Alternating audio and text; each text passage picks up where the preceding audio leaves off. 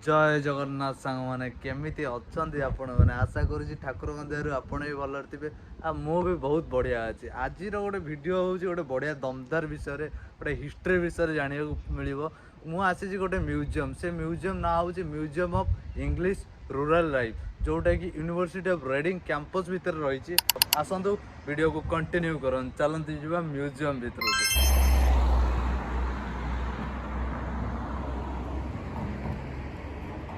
आसिक मु पहुँची जाइए से ऐतिहासिक म्यूजियम रे आसतु तार बढ़िया बढ़िया भिजुआल सब देखा आ देखु पार्टी बाहर केमी म्यूजियम गुड़ा देखा देखा भी मजा लगता मो तो ये अच्छी मत तो मजा लगे आपको देखा तो आहरी मजा लगुव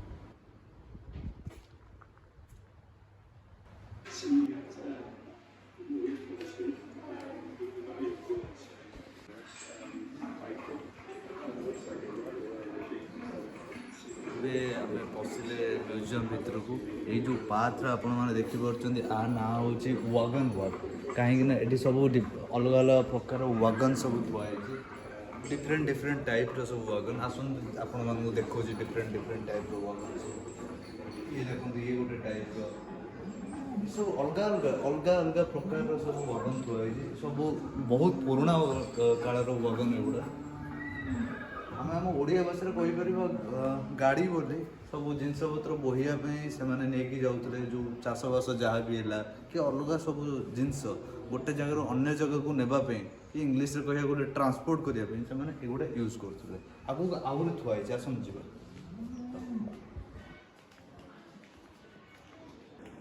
मु सब जिनस ये सब वागन गुड़ा देखी मत कौन गोटे लगुच जापर मत लगुच एगुड़ा शगड़ टाइप किसी कहीं आर स्ट्रक्चर सब जमी अच्छी तो लगुच शगड़ होदी आपण मानक लगुच यहाँ शगड़ हो मत भी कमेंट करी कहतु आदि मु भूल थी ताकू भी कमेंट करी कहतु एबे देखी पार्थु ये सब से वागन सब चक थुआई ये पूरा मोर तो शगड़ टाइप लगुच ता भर कौन डिफरेन्स मुझे एत कि जापारे मत तो पूरा शगड़ भाया लगे एपट देखो आउ सब थुआई देखिपे आप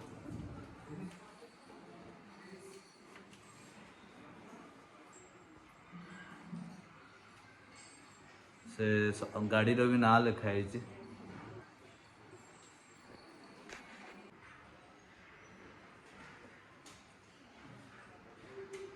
जो वागनटा देखुंत यहाँ मत लगुच बहुत से समय रे गोटे बहुत बड़ जमीदार वागन हो ना ये लिखाई जॉर्ज हेन्स आ स्मृति रे से वागन ना हिसाब से नामकरण कराई फटो देखिक लगुच बहुत पुराणा काल मत सांग गोटे जापे मत तो पूरा शगड़ टाइप लगुच आउ कि मतलब अलग ही किसी लगुनि पूरा तो शगड़ डिजाइन देखिपे आप फटो देखी जापे यहाँ बोधे से जुगे गोटे फटो किए गोटे उठेला तो यहाँ संग्रह कर म्यूजियम रखा जाइए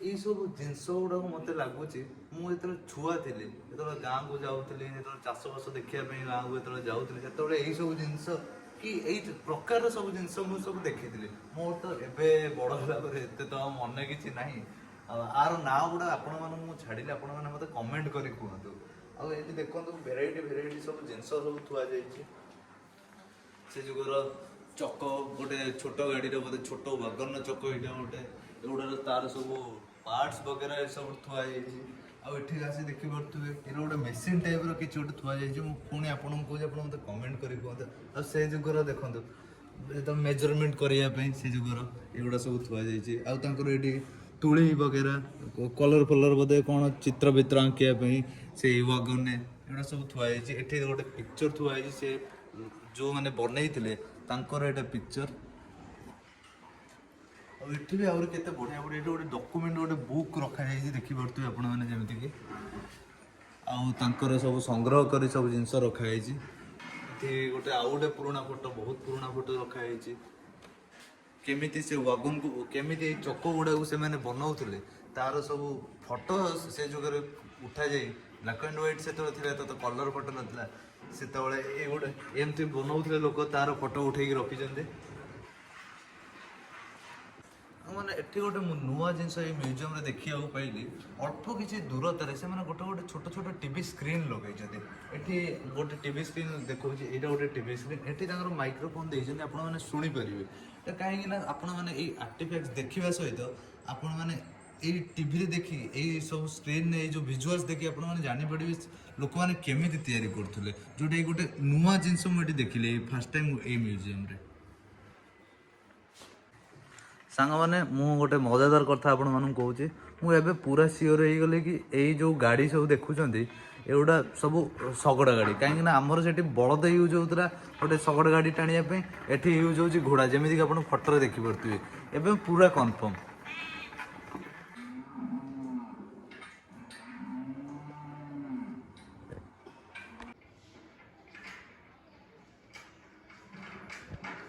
ଶଗଡ଼ ଗାଡ଼ି ଗୋଟେ ୱାଗନ୍ ସହିତ ଗୋଟେ ମାଲିକ ଠିଆ ହେଇଛି, ଆଉ ତାର ଗୋଟେ କିଛି ସ୍ମୃତିରେ ତାର ଗୋଟେ ଛୋଟ ୱାଗନ୍ ତିଆରି କରାଇ ଏଠି ସବୁ ଥୁଆ ହେଇଛି। ଦେଖନ୍ତୁ ଆପଣଙ୍କୁ ଉପରେ ଦେଖେଇଲି, ଏ ଦେଖନ୍ତୁ ତାର ସେଇ ପିକ୍ଚରର ଏଇଟା ଗୋଟେ ଛୋଟ ମଡେଲ କରି ଏଠି ଥୁଆ ଯାଇଛି।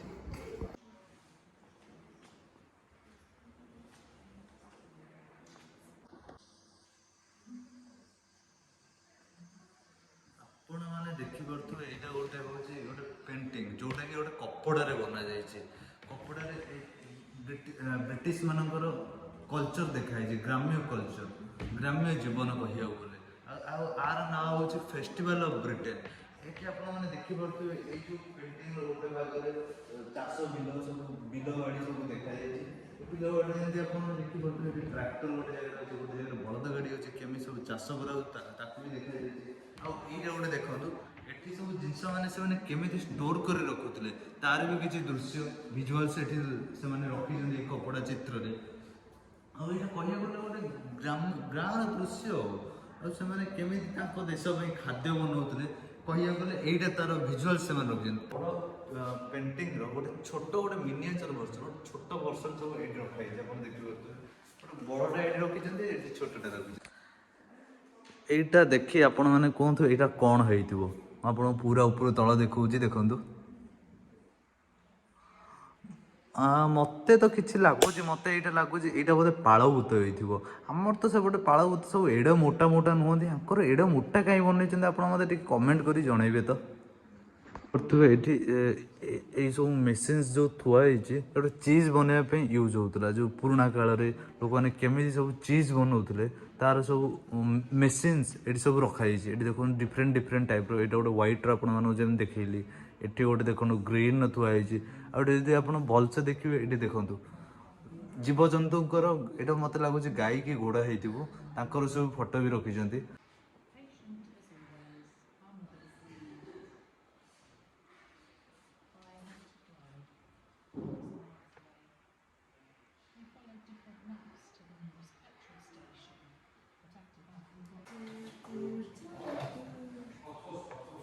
ମାନେ ଆପଣମାନେ ଜାଣିଛନ୍ତି କି ନାହିଁ, ଯେତେବେଳେ ଦୁଇଟା ଯାକ ବିଶ୍ୱଯୁଦ୍ଧ ହେଇଥିଲା ସେତେବେଳେ ସବୁ ଏଇ ଦେଶର ସବୁ ପୁରୁଷମାନେ ସବୁ ପଳେଇଥିଲେ ଯୁଦ୍ଧ କରିବା ପାଇଁ, ଯୁଦ୍ଧ ଲଢ଼ିବା ପାଇଁ। ତ ଏଇ ଦେଶର ଲୋକମାନେ ଚାଷବାସ କରିବାକୁ ଆଉ କେହି ନାହାନ୍ତି। କିଏ କ'ଣ ଚାଷବାସ କରିବ, ତାଙ୍କ କେମିତି ଅଲଗା ଲୋକ ଖାଦ୍ୟ ଖାଇବେ ସେ ଗୋଟେ ଭାବିବାରେ ଗୋଟେ ଜିନିଷ। ତ ସେଥିପାଇଁ ତାଙ୍କ ଦେଶର ସ୍ତ୍ରୀ ଲୋକମାନେ ଆସିଗଲେ ଚାଷବାସ କରିବାକୁ। ଆଉ ସେମାନଙ୍କୁ କୁହାଗଲା ଓମେନ୍ସ ଲ୍ୟାଣ୍ଡ ଆର୍ମି ବୋଲି। ସେମାନେ କାହିଁକିନା ଚାଷବାସ କରୁଥିଲେ ଆଗରୁ, ମାନେ ଆପଣ ଜାଣିଥିବେ ସ୍ତ୍ରୀ ଲୋକମାନେ ଯିବାକୁ ତ କେଉଁଠିକି ଆଲାଉ ନଥିଲା, ସେମାନେ ମାନେ କୌଣସି କାମ କରିବାକୁ କରିପାରୁନଥିଲେ, ଖାଲି ଘର କାମ କରିବେ। ତ ସେଥିପାଇଁ ସେମାନେ ଆସିଗଲେ ଏଠି କାମ କରିବାକୁ, ଓମେନ୍ସ ଲ୍ୟାଣ୍ଡ ଆର୍ମି ବୋଲି କୁହାହେଲା। ଏଠି ତାର କିଛି ଭିଜୁଆଲ୍ସ ରଖାଯାଇଛି।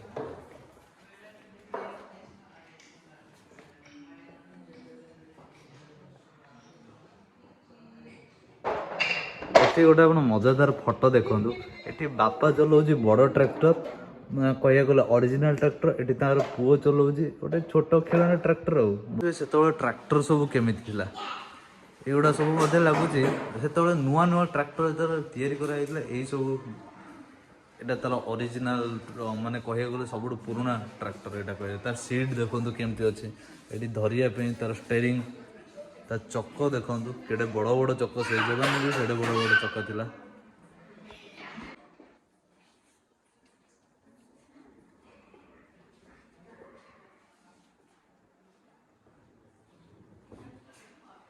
ଏଇଟା ଗୋଟେ ଦେଖିପାରୁଥିବେ, ଏଇଟା ଗୋଟେ ପାଲିଙ୍କି, ଏଇଟା ପାଖାପାଖି 100 ବର୍ଷ, ଏଇଟା ଲେଖା ହେଇଛି ଏଠି 100 ବର୍ଷ ପୁରୁଣା ବୋଲି, ପାଖାପାଖି ଆଉ କଣ କହିବି। ଏଠି ପୁଣି ଲେଖା ହେଇଛି ଚଢିବାକୁ ମନା, ଏଇଟା ବହୁତ ପୁରୁଣା ନା, ଚଢିଲେ ଲୋକ ବାରମ୍ବାର ଚଢିଲେ ଭାଙ୍ଗି ଭୁଙ୍ଗି ଯିବ, ସେଥିପାଇଁ ଗୋଟେ ମାନେ ରଖିବା ପାଇଁ ତାଙ୍କୁ ଗୋଟେ ଗୋଟେ ପୁରୁଣା ଜିନିଷକୁ ରଖିବା ପାଇଁ, ସାଇତି ରଖିବା ପାଇଁ ଗୋଟେ ଏଇଟା ଯାଉ ଲେଖିଛନ୍ତି ଲୋକ, ନହେଲେ ତ ବଦମାସ ଲୋକ ସବୁ ଜାଣିଛନ୍ତି ଚଢି ଚଢି ଯିବେ, ତ ଏଇଟା ସେଭ୍ କରି ରଖିବା ପାଇଁ ମନା କରାହେଇ ଚଢିବା ପାଇଁ ଆଉ ତାର ଭିତରେ ଭିଜୁଆଲ୍ସ ମୁଁ ଆପଣଙ୍କୁ ଦେଖେଇଦେଲି ଆଉ। ଆପଣମାନଙ୍କୁ ଗୋଟେ ବଢ଼ିଆ ଗାଡ଼ି ଦେଖାଉଛି, ଦେଖନ୍ତୁ ଏଇଟା ଗୋଟେ, ଏଇଟା ପ୍ରାୟ 1940 ମସିହାର ଗାଡ଼ି। ମୋତେ ତ ଗାଡ଼ି ପ୍ରତି ଗୋଟେ ଭଲ ପାଇବା ଅଛି, ଆଉ ଏଇଟା ପୁଣି ଭିଣ୍ଟେଜ୍ ଗାଡ଼ି, 1940 ମସିହାର ଗାଡ଼ି, ମସ୍ତ ଗାଡ଼ିଟା ଥୁଆ ହେଇଛି। ଆଉ ମୁଁ ତ ଜାଣିପାରୁନି ଏଇଟା କେମିତି ଫାର୍ମିଂ ପାଇଁ ୟୁଜ୍ ହେଉଥିଲା, ମୋତେ ଲାଗୁଥିଲା ବୋଧେ ଏ ଗାଡ଼ି ଦେଖିକି ଲାଗୁଛି ଆର୍ମି ଫାର୍ମି ଗାଡ଼ି ଭଳିଆ କିଛି ହେଇଥିବ। ଆପଣମାନେ ମୋତେ କୁହନ୍ତୁ ଏଇଟା କେଉଁ ଗାଡ଼ି ହେଇଥିବ।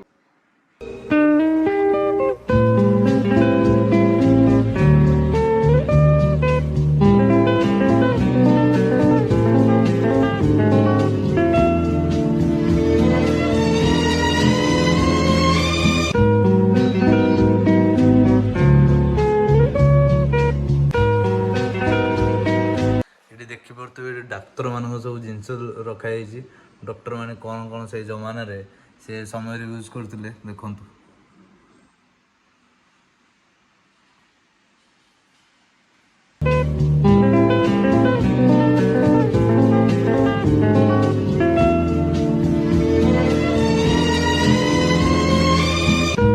ଇଂରେଜ ମାନେ କେମିତି ସବୁ କପଡ଼ା ପିନ୍ଧୁଥିଲେ, ଏଠି ସବୁ ତାକୁ ସଂଗ୍ରହ କରି ରଖାଯାଇଛି। ଏବେ ତ ଏମାନେ ଏମିତି ପିନ୍ଧୁନାହାନ୍ତି, ସମୟ ହିସାବରେ କପଡ଼ା ବି ଲୋକମାନଙ୍କର ଚେଞ୍ଜ ହୁଏ।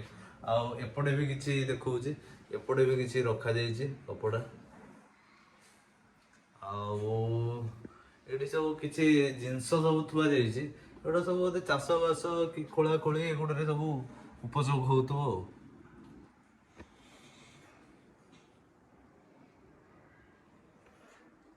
ଏଇ ଦେଖନ୍ତୁ ଏଇଟା ଝିଅ ପିଲାଙ୍କର ପିନ୍ଧିବା ପାଇଁ ସବୁ ଚପଲ ଥିଲା, ଚପଲ ନୁହଁ ଜୋତା କହିବାକୁ ଗଲେ ଠିକ୍ ହବ।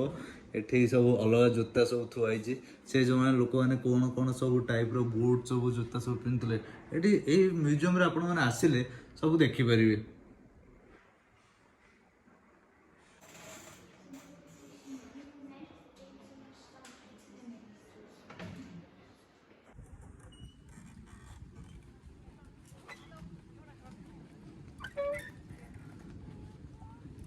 ମାନେ ଆଜି ଆପଣଙ୍କୁ ଗୋଟେ ମ୍ୟୁଜିୟମ୍ ଆଣିଲି, ସେ ମ୍ୟୁଜିୟମ୍ର ବିଷୟରେ ସବୁ ଜିନିଷ ଯାହା ଯାହା ଥିଲା ସେଗୁଡ଼ା ବି ଦେଖେଇଲି। ଆଜିର ଭିଡ଼ିଓ ଏତିକି ଥିଲା। ଆଉ ଯେମିତିକି ମୁଁ ସବୁ ଭିଡ଼ିଓର ଶେଷରେ କହେ, ଭିଡ଼ିଓଟି ଭଲ ଲାଗିଲେ ଲାଇକ୍ କରିବେ, ସେୟାର କରିବେ ଆଉ କମେଣ୍ଟ କରିବେ। ଗୋଟେ ମେନ୍ କଥା, ସବସ୍କ୍ରାଇବ୍ କରିବାକୁ ଟୋଟାଲି ଭୁଲିବେନି। ମୁଁ ଆଉ ଥରେ ଆପଣଙ୍କୁ କହୁଛି, ଟିକେ ସବସ୍କ୍ରାଇବ୍ କରିଦିଅନ୍ତୁ ଆଉ ବେଲ୍ ଆଇକନ୍ ବି ଦବାଇ ଦିଅନ୍ତୁ। ଗୋଟେ ନୂଆ ନୂଆ ଅପଡ଼େଟ୍ସ ଯାହା ଆସିଲେ ଆପଣମାନେ ସାଙ୍ଗେ ସାଙ୍ଗେ ଇନଷ୍ଟାଣ୍ଟ ଦେଖିପାରିବେ। ଚାଲନ୍ତୁ ଘରକୁ ଯିବେ, ଘରକୁ ପଳେଇବା। ଟ୍ରାକ୍ଟରଟା ନୂଆ ଟ୍ରାକ୍ଟରଟା କିଣିଛି, ଘରକୁ ନେଇ ଯାଉଛି ଆଉ। ଟାଟା।